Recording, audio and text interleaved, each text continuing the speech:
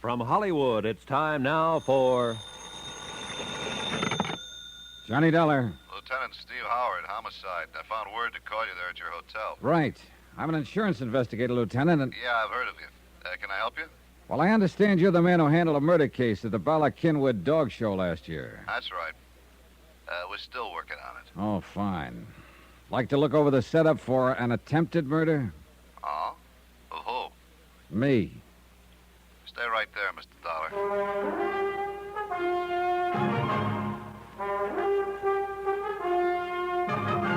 Tonight, and every weekday night, Bob Bailey in the transcribed adventures of the man with the action-packed expense account, America's fabulous freelance insurance investigator... Yours truly, Johnny Dollar.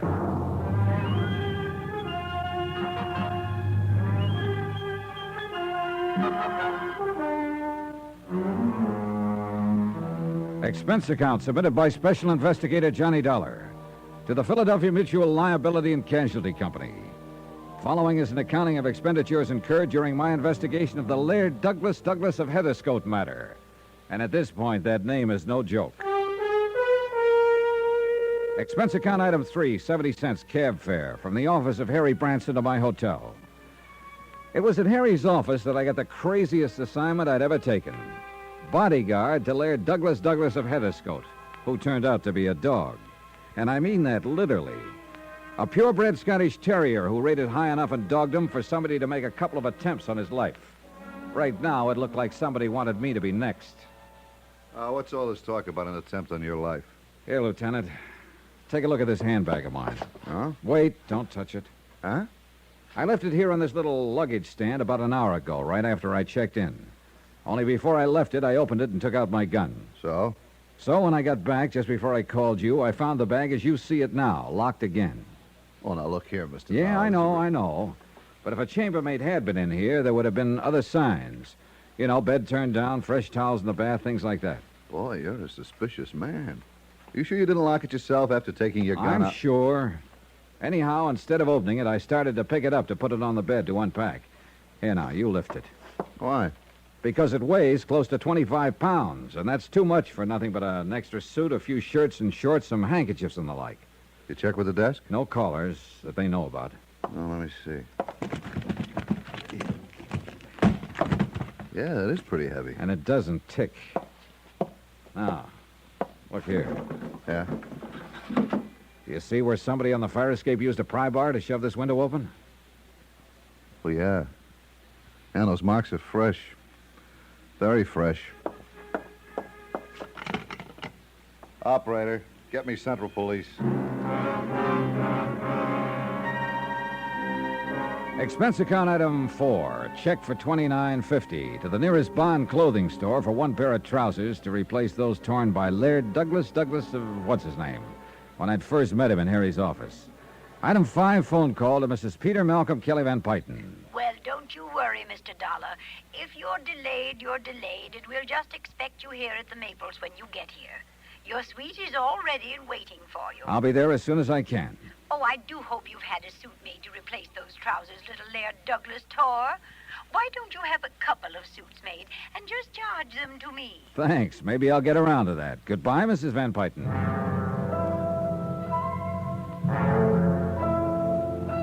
First of all, I had to know what Lieutenant Howard found out about the suitcase he'd had his lab crew pick up. I took a taxi to headquarters. That's item 8, 65 cents. Well, glad to see you, Dollar. Sit down. Well, what'd you find out? Dollar, that bag of yours had enough soup in it to blow out half the side of your hotel. Oh, then I was right. Yeah, professional job, too. Straight wire rig that would have gone off when you opened the bag. Brother, I guess my lucky star is in the ascendant. What made you suspect a booby trap, Dollar? Last year and a few days ago, somebody tried to poison a dog. Well do I know. Laird Douglas of Heatherscote, Blue Ribbon Scotty, belonging to Mrs. Peter Malcolm Kelly Van Pyton, yeah. Right. Apparently, the whole reason for it was to keep the pooch from winning the best of show at the annual dog festival, or whatever you want to call it, out at Bala-Kinwood. So I've heard. I think it was more than that. Oh, wait a minute. Now, don't tell me you subscribe to the idea that if the dog were to die, Mrs. Kelly Van Pyton would probably kick off, too. No question about it. Okay. Well, you don't know her yet, or you wouldn't be so skeptical. Her whole life revolves about that dog. And her money, of course. Now, from what I've seen, she just throws that away. Of course she does. At least in small quantities. 1,000 or two here or there, even 100,000 to some school or library or something where it'll show. But even that's only a drop in the bucket to her. Lieutenant, I don't quite see what you're driving at. Well, she is one of the remnants of a class in this country, fast dying out, thank goodness, that for generations has been cultured and conditioned into thinking that money is everything, that their whole destiny is to control vast industries, lands, railroads, oil, shipping, and people. People, Dollar, by means of their sheer financial prowess. But I thought our present tax situation... Sure, their day is almost done, but the few who are still around, like Mrs. Kelly Van Pyton, are hanging on for dear life, trying to add to their power. Hey, Steve, you make a sweet, gabby, eccentric old lady sound like an ogre. She is, no question. I'm sure she doesn't realize it. Simply because this whole attitude has been so thoroughly ingrained into her all her life? That's right. Oh, well, we'll see. Yeah, you'll see. Well, look, let's get to the point. Who do you think might be trying to get rid of the old lady? I haven't the least idea. Well, no family, relatives? Only living relative is her nephew, Warren Staley. Ah, Nothing. you sure? Haven't been able to pin a thing on him. Where can I find this Warren Staley? At the Maples. He lives there with her, huh? Yep. And you're sure he would be her only beneficiary? Yep. Uh-huh. Good luck, Dollar. Lieutenant Howard seemed to know what he was talking about. Nonetheless, I decided that the nephew, Warren Staley, would at least be a start. And the sooner I could move in at the Maples, the better. Item 9, 780 cab fares back to my hotel and out to the Maples in the suburb of Germantown. When I first saw the place, I could hardly believe my eyes. It looked like a regular castle perched atop a small hill. Even the gatehouse, nearly half a mile from the mansion, was big enough to house several families. But the mansion itself, wow. A rather stuffy-looking butler, after practically climbing up my family tree, escorted me to the reading room. Mrs. Kelly Van Pyton, and guess who? Whoops! Oh, easy now, Doug. Oh, Mr. Dollar, I'm so glad you're here. And look, he remembers you. Yeah. Isn't that sweet? Yeah, it is. Attaboy, Doug. Easy Oh, now. and please call him Douglas. Huh? After all, the name Doug sounds so common, doesn't it? Oh, you really think he cares, Mrs. Van Pyton? Oh, you're joking, aren't you? Yeah. Mr. Branson said you had quite a sense of humor. dumb boy. Now, did Hastings show you to your suite? The butler? No, but he took my things. Then I'll show you. I'm sure you'll love it and be quite comfortable. This way, please. Yes. You coming, Doug? Douglas? Yeah, attaboy. Do you see how happy he is having you here? I am too, Mr. Dollar. Now we just... Oh, Warren, darling. Huh? Hello, Tanta. Mr. Dollar, this is my little nevy, Warren Staley.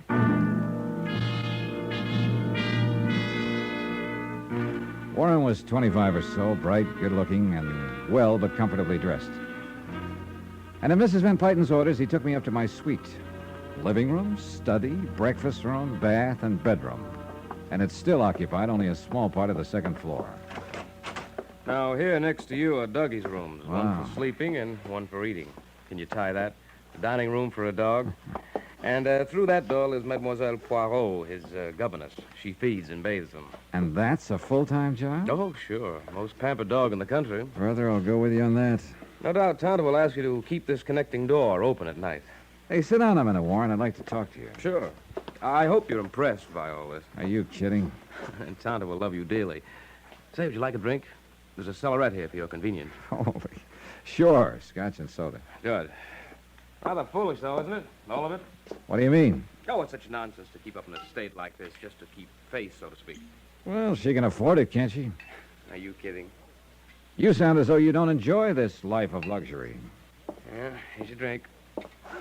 Enforced luxury to keep up the honor of the family. And I resent it. Oh? Without having to lift a finger, do an honest day's work. When she's gone, I'll be one of the wealthiest men in the country. That's bad, huh? Do you think it's strange that a fellow would like to stand on his own feet for a change, make something of himself, by himself? Well, why not just pack up and leave? You don't know Tanta. No, I guess I don't. Oh, it's really more than that. I'm the only member of this family left, aside from Tanta. So I understand. I'm the only one left to carry on the Van Pyton empire. Now, drink up. Wait a minute. Branson used that term, too. Yes, empire. Not only enough securities to sink a battleship, but controlling rights in steel, utilities, And most important of all, Eastmoreland oil. I see. And what's most important about that is that I'll survive to keep control of Eastmoreland from Kenworthy. Harrison R. Kenworthy. Yeah?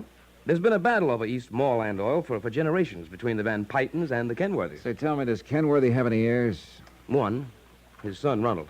I see. What sort of a fellow was he? Good friend of mine. We waste a lot of our time together. Oh, drink up, Mr. Dollar. I'm ready for another, and you haven't even touched yours. Yeah, well, listen. I'm going to lay some cards on the table. Shoot. Somebody's been trying to get at Laird Douglas, the dog, presumably as a way of getting at your aunt. It's true. If anything would have happened to little Dougie... Okay. I'll take your word for it. Now, because of the intense rivalry between your aunt and Kenworthy, or rather between Laird Douglas and his pup, Lady O'Diddy's Mimi, or whatever her name is, anyway, Kenworthy should be number one suspect. When you know him, you'll cross him off your list. So Lieutenant Howard has told me. But, go on. All right. As sole beneficiary of the Van Pyton Empire, as you call it, you come in as fast number 2 on the list. I can understand that. But unless everything you've told me is a fancy fairy tale to throw me off, then... Everything I've told you is true, Mr. Dollar. Hey, what's the matter with you? Nothing. Go on. Okay. And mind you, Warren, I'm not forgetting for a minute that there's been a couple of murders involved in this whole screwy business, plus an attempt on my own life. Attempt on your... Dollar? Hey, what gives you? Are you plastering on a little over one drink? No, listen to me. I know. Now, I know, and I can tell you, Dollar. Tell me what? The answer, the whole thing. Dollar! Warren, what's the matter with you? I can't breathe. Hey, Warren. Drink. Meant for you. Don't touch...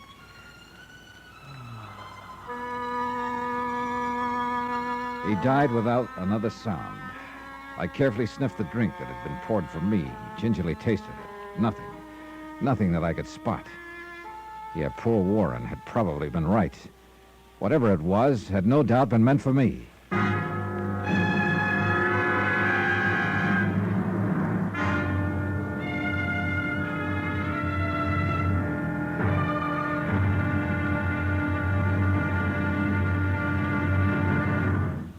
Now, here's our star to tell you about tomorrow's intriguing episode of this week's story. Tomorrow, things and people finally begin to line up on the case. Just well enough for it to blow sky high. Join us, won't you?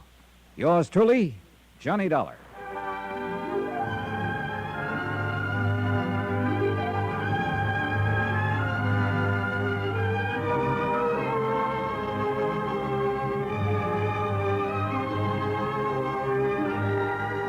Yours truly, Johnny Dollar, starring Bob Bailey, is transcribed in Hollywood. It is produced and directed by Jack Johnstone, who also wrote tonight's story. Be sure to join us tomorrow night, same time and station, for the next exciting episode of Yours truly, Johnny Dollar. Roy Rowan speaking.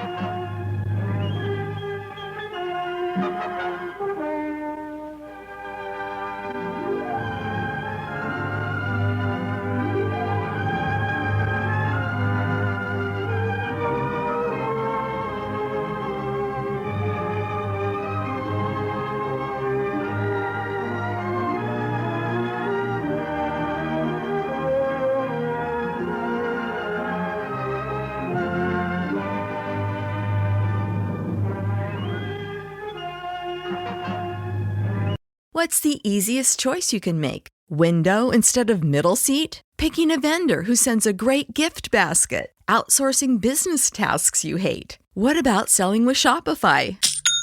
Whether you're selling a little or a lot, Shopify helps you do your thing, however you cha-ching. Shopify is the global commerce platform that helps you sell at every stage of your business. From the launch your online shop stage to the first real-life store stage, all the way to the did we just hit 1 million orders stage. Shopify's there to help you grow. Whether you're selling scented soap or offering outdoor outfits, Shopify helps you sell. Wherever and whatever you're selling, Shopify's got you covered. Sign up for a $1 per month trial period at shopify.com/try. Go to shopify.com/try now to grow your business, no matter what stage you're in. Shopify.com/try.